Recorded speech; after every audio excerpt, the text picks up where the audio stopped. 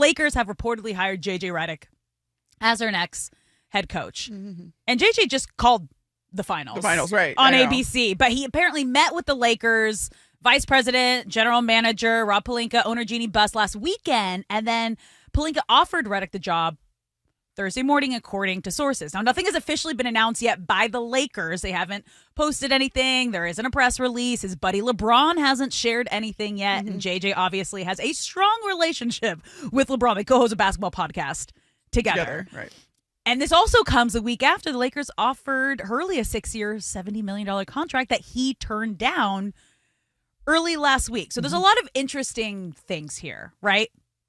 One of them being LeBron is towards the end of his career. Yeah. So he wants to win now wherever he is. Mm-hmm. So how did JJ sell to the Lakers on his plan to win now? How does AD feel about this? Because there are reports that JJ wasn't his first pick, and he just signed his extension last year, so he still has 3 years under contract until 2028 with a player option in the final year. Like, will JJ be successful? Will the Lakers give him enough time to get successful? Like, at someone doing this for the very first time.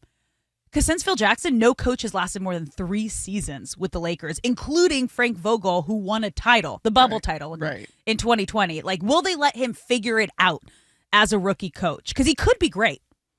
I don't think anybody can really make a point that he's going to be great or bad at something that we have never seen him do before. You don't have a sample size. You don't have any sort of frame of reference for how he is as a coach. You do see him spend the first 5-10 minutes of every podcast that he goes on with LeBron breaking down certain aspects of the game, or certain plays. He gets on his little whiteboard with his little red marker. Yes. He does all those wonderful things. And he's very good about communicating that stuff, which is why I think there's something here with how good of a coach he could be, because clearly he's a good communicator. But at the same time, on a podcast, you're breaking down basketball for fans. Yes. It's a whole different thing when you're talking about the guys in the room that you're now breaking stuff down to are the elite of the elite. Yes. And so the communication is a good sign for me. I think this could work. Obviously, JJ Redick was a good player in his own right, a great player in his own right, has the track record, clearly has the basketball mind. But my question throughout this whole process, and even now still, is who's he bringing with him? Yeah. Who are his coaches? Who's he surrounding himself with who has coaching experience? Because when you are an experienced coach, regardless of the league that you coach, you are coming in with, all right, your part of your interview is usually, hey, these are my assistants. Mm-hmm. This is who I'm bringing in. This is who's my staff. Like, they've done this, and this. They have this track record. They've been with me for this long, yada, yada, yada. JJ Redick doesn't have that aspect to his interview, but he does have the most important person currently in the Lakers organization's vote of approval, which is LeBron. Well, also, I would say he's still the most powerful player in basketball in the NBA. And here's what we do know, okay? Because we do know a lot about JJ, right? He's an extremely hard worker. My good friend Richard Jefferson, who was his TV partner this year, told me that. So he's going to be prepared. And as you said, we see him. Yeah, one of the most prepared players. He has a great relationship, as you just mentioned, with the star player on your team, LeBron James. So he's going to get that respect right out of the gates in the locker room, because LeBron's going to make sure. He's going to make sure that happens. He also has a great basketball mind, 15 years in the league. And then his former coach, Coach K, one of the greatest coaches of all time, shared that JJ will build a culture that is conducive to winning. And his belief in his ability when he was a player was top notch. And you can only imagine he's going to have that same confidence and belief in himself over to the coaching side. Yeah. And he loves the game. He does. He loves the game. You can see it in his work. You can see the appreciation that he not only has for the players, but everyone around the game. JJ Redick is a psycho. Yes. By his own words. He went on a good way. In a good way. A good psycho. No, when you talk about... You want a good psycho. I was going to say, yes.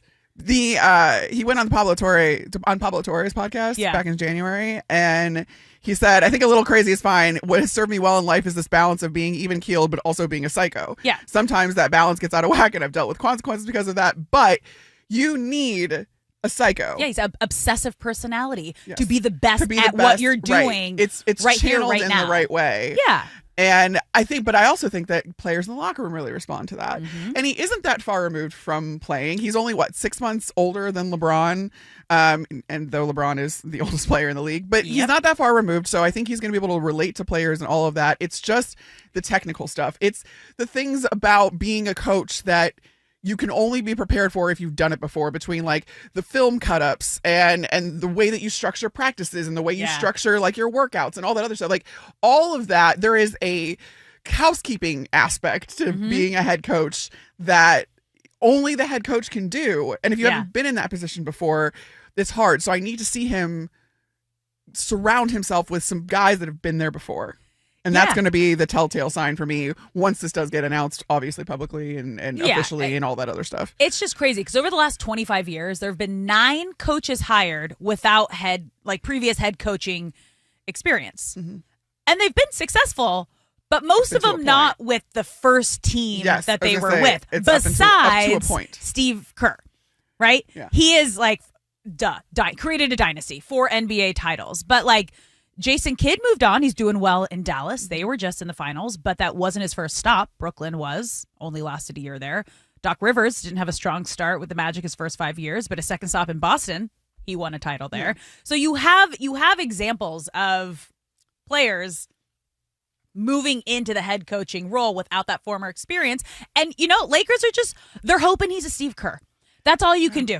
But are you going to give, going back to your earlier point, are you going to give him the leash? Are you going to give him the rope to, let him have that experience? Because then you run into something like Steve Nash in Phoenix, where it's did they give him enough time? I don't know. Yeah. It was, but you also have, a second coach in LeBron. He's running. I was going to say. And has a big say. He is a coaching mindset, one of the greatest players in the game, if not the greatest, whatever side you're on. Then what happens if they disagree? That's going to be an interesting power dynamic. Right. Also, can he win with this current team, right? I think they need one more big shooter. Yes. LeBron, still great, but he's towards the end of his career. He's going to turn 40 in December. And Father Time, you guys, it takes you a step back. He's still an insanely incredible top player, but not the LeBron that he was 10 years ago. Yeah. Then you have AD, who, when he's healthy and on, great player. The consistency hasn't been there, though. And then your third player, Austin Reeves. Yeah. When he's your third, you need a little more depth. And we saw Trae Young put out a cryptic tweet after the JJ stuff was announced. It was a little hourglass emoji posting the hourglass. Dramatic. And then he deleted it. But, so dramatic. It could, that would be amazing. I think that would work incredible, but he's still under contract, so the Lakers would have to trade for him. They don't have much. What are you going to, give the picks that you have left? And maybe this is also why LeBron hasn't officially signed back with the Lakers yet, because he wants to wait and see what they're going to do heading into the NBA draft next week. What moves are they going to make? Yeah, are they going to pick up Bronny? The thing working against Trae Young, too, is that he's due $43 million. So even if you were to trade for him and give up assets to trade for him, you now then have to pay him a lot of money. And I think there's a couple reasons why LeBron is expected to opt out of his deal. He's expected to opt out but remain with the Lakers. That comes from the LA Times, a report from Dan Wokey. But more so than he wants to make sure that the Lakers are going to sign Bronny or whatever. He's now spent more than 4 years with the Lakers and more than 8 years in the NBA, obviously. So he's eligible for the no trade clause, which that's the only, it can't be added to existing contracts in extensions. So if he wants one in LA, this is the only way to get it. Okay. But so there's a lot of reasons. After they're bringing in JJ, that was okay, he's going to stay. This is his guy. They're just waiting. So. Yeah, you would think so.